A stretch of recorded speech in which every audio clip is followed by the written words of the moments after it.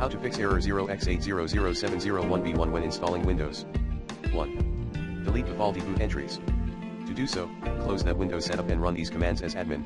/export c:\boot_config_backup.bcd. /v delete identifier. Restart your PC and proceed with the previous installation process. 2.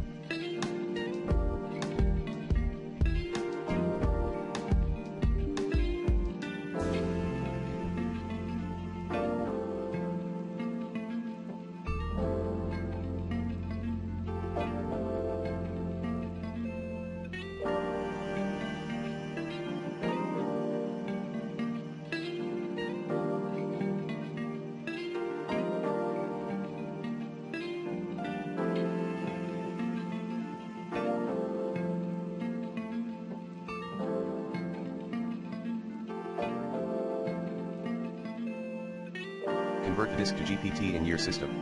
To do so, run the following commands in command prompt under Windows Save Mode. Disk part list disk select disk #clean convert GPT reload your system in its normal mode. 3.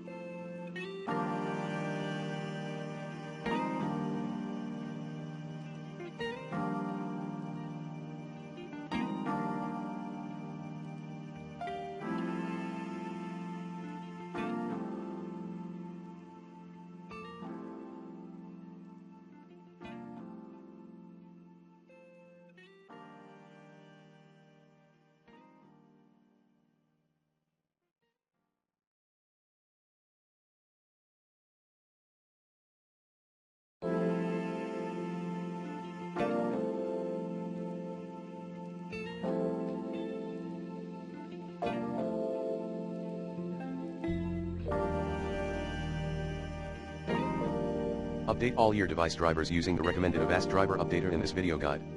4. Perform CHKDSK for your USB drive. To do so, run CHKDSK*/f command as admin. 5. Tweak your drive security settings by using some ownership taking tool on the web.